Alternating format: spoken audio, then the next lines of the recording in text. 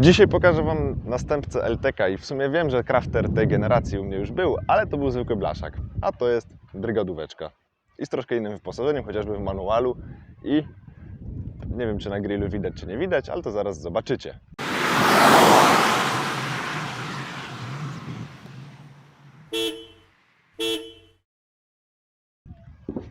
Co do emblematu na grillu, to on już dużo, bardzo dużo może mówić.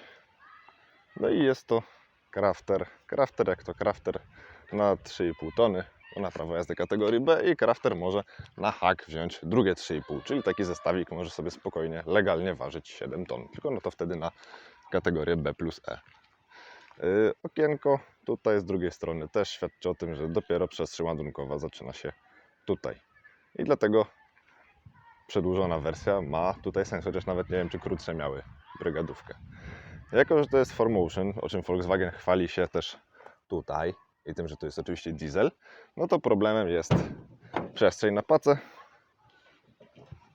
bo 4Motion ma wyższą podłogę. Cóż, nie można mieć wszystkiego, albo wjedzie wszędzie, albo weźmie wszystko. No i mimo tego, że ma dopiero 3 lata, no to już widać, że lasy, pola i inne tego typu śmieszne rzeczy nie są mu straszne. Nie ma lekkiego życia.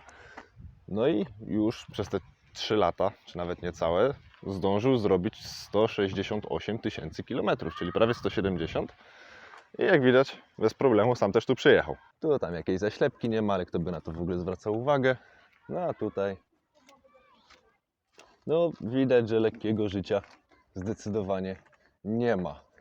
Nawet tutaj to bardzo nie ma lekkiego życia. Ale to nie wpływa na pracę silnika.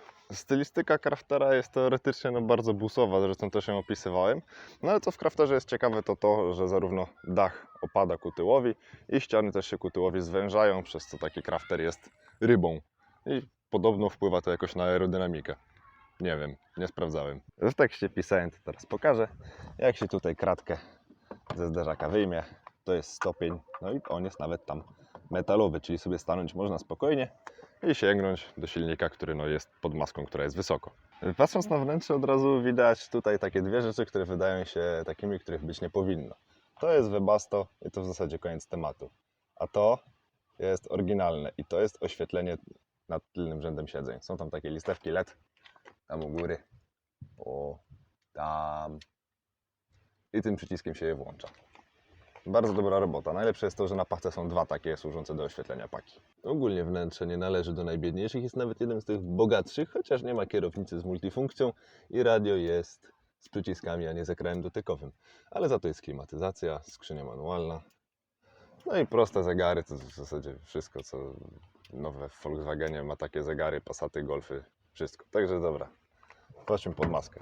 No i w tym momencie widać, dlaczego jest ten stopień w zderzaku, bo mimo tego, że maska idzie wysoko razem z nadkolem, no to silnik jest dosyć nisko, ale to dobrze. I dobrze, że nie jest pod kabiną. Chociaż z drugiej strony sam tutaj otwór też no, nie należy do największych. No, chociaż rozrząd może by się dało tędy zrobić. No, a to jest zwykły 4-cylindrowy, 2-litrowy diesel, kompletnie bez jakiegoś szału. Zwykła, trwała jednostka. Dlaczego też mówię o trwałości? No bo jednak nowe samochody do tak trwałych jak starsze nie należą. Możemy o tym dyskutować bardzo długo, no ale jednym z głównych czynników jest prostota konstrukcji. Nowe busy też do prostych konstrukcji nie należą, ale jednak są to samochody, które muszą jeździć, muszą tłuc setki tysięcy kilometrów, czy nawet miliony czasami. No i to wiadomo, że taki bus nie może być awaryjny, więc można powiedzieć śmiało, że samochody użytkowe to są ostatnie tak bezawaryjne samochody, które obecnie są dostępne, no, poza drobnymi, malutkimi wyjątkami, kiedy faktycznie jakiś samochód jest bezawaryjny. Poza tym, no to Volkswagen Crafter jest oferowany też jako MAN, chyba TGE, albo jakiś taki, różni się w zasadzie znaczkiem. Najciekawsze też jest to, że mimo tutaj opon zwykłych, drogowych, które teraz są, to jak lata po polach, budowach, bagnach, lasach i innych mniej sprzyjających warunkach, to jest wtedy na oponach terenowych, na Simexach. No i tutaj wrzucę Wam zaraz jakieś zdjęcia, no jak te opony wyglądają, no to widzicie, no. Zwykłe opony chyba każdy zna. No ale we wnętrzu też widać doświadczenie, chociażby fotel już doświadczył wielokrotnego wsiadania-wysiadania, podłokietnik także, ale to się wszystko trzyma. No a kierownica, co ciekawe, jest właśnie ścięta na dole, mimo braku multifunkcji. Jak ja lubię busami jeździć, jak tym się dobrze jeździ. Jeszcze Crafter, brygadówka, no to jak SUV, zwłaszcza ten. Jest 2-litrowy diesel, jest 2-litrowy diesel, jest napęd na 4 kapcie, jest napęd na 4 kapcie, jest 6 miejsc, jest 6 miejsc, a SUVy mają 5. 7? No. No to tym bardziej. I do tego duży bagażnik. Wcześniejszy Crafter, którym jeździłem, miał skrzynię automatyczną i napęd tylko na przód. Tu jest manual, jest 4Motion, a co ciekawe, jeszcze można to połączyć z napędem na tył, bo Crafter wychodzi w tych 3 wariantach. Przynajmniej wychodził 3 lata temu, jak sprawdzałem. Tutaj no, po tym przebiegu to widać, że przyciski chociażby do otwierania szyb są powycierane, gałka też jest powycierana, ale poza tym to wnętrze bardzo dobrze zniosło próbę czasu. Zresztą, no dobra, weźmy pod uwagę, że to jest dopiero 168 000. W krótkim czasie, bo w krótkim czasie, jak na busa w sumie dosyć normalnym, ale znam samochody osobowe, które w takim czasie robiły większe przebiegi. Ale jednak jest to fajny sposób sprawdzenia, jak po takim przebiegu samochód się zachowuje. W prowadzeniu bez problemu, bardzo pewny. Fajnie, łatwo jest wyczuć wymiary samochodu, mimo tego, że maska jednak dosyć pionowo schodzi. Drążek zmiany biegów tradycyjnie pod ręką, jak to w busie. Ręka sobie spoczywa na podłokietniku, dłoń na drążku zmiany biegów i nie ma z tym problemu. To wszystko jest pod ręką, no tak jak ma być w busie, bo bus ma być ergonomiczny, do pracy niekoniecznie ładny. Chociaż z drugiej strony to wnętrze, no oczywiście ma dużo schowków, gniazd ładowania i przycisków, oczywiście dużo zaślepek, no ale to jak ktoś bierze samochód użytkowy, w którym są zaślepki, to znaczy, że konfigurował samochód tak jak potrzebuje, a nie, że idzie do salonu i mówi: dajcie wszystko. Prowadzenie jest bardzo fajne, mimo tego, że to jest najdłuższa i najwyższa wersja, to wyczucie wymiarów i odległości, w której mija tylna oś, jakąś przeszkodę, jest bardzo łatwa do wyczucia, też dzięki lusterkom szerokokątnym na dole i w ogóle z samym tym, że lusterka są bardzo duże. Oil. Olej. Okej, olewam.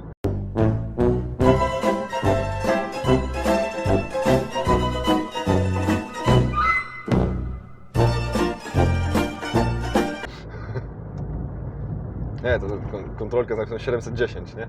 Na korku. I fajnie, silnik jest też elastyczny. Nie trzeba wachlować drążkiem, daje spokojnie radę. I mam wrażenie, że na pusto też mógłby spokojnie ruszać z dwójki. W prowadzeniu z 4Motion praktycznie niczym się nie różni z tym napędem naprzód. No i już coraz więcej busów troszkę zaczyna się prowadzić bardziej jak samochody osobowe, a nie jak ciężarowe. Czy to dobrze, czy to źle? Nie wiem. Mi się busami dobrze jeździ, busy są świetne, busy życiem. I w sumie to widać po ostatnich filmach, bo przecież wcześniej też był biały bus. Biały bus. Znany jako Renault Master. Tutaj umieszczenie drążka zmiany biegów jest inne niż tam. Tu jest takie bardziej współczesne, jest on pod ręką, tam był w podłodze. To rozwiązanie tutaj no, jest bardziej ergonomiczne, jest to wiele wygodniejsze, ale może w sumie nie, jakoś bardziej awaryjne. W sumie co się może zepsuć?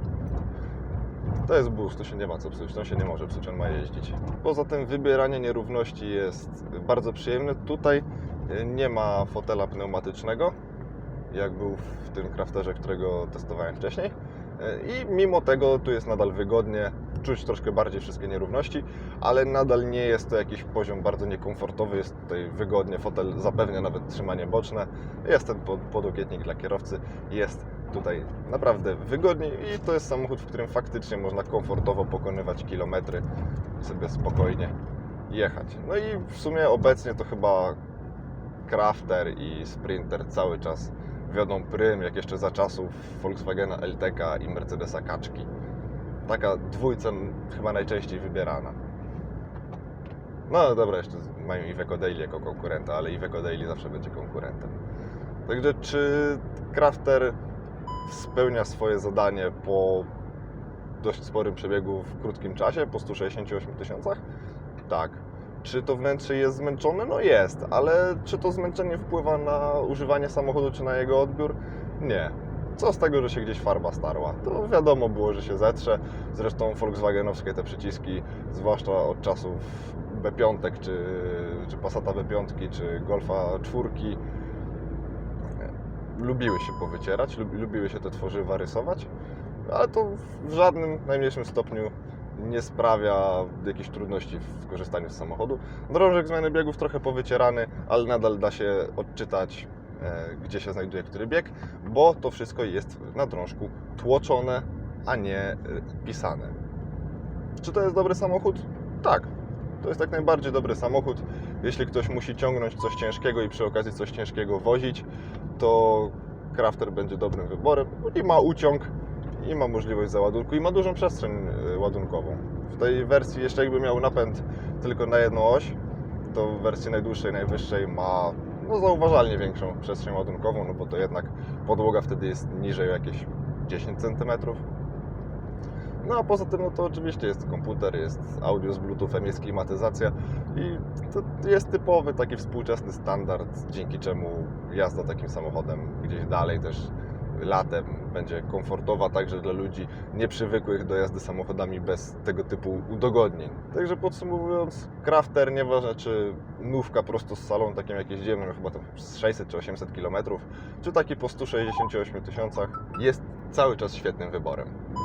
To by było dzisiaj na tyle, także trzymajcie się i widzimy się w kolejnym teście.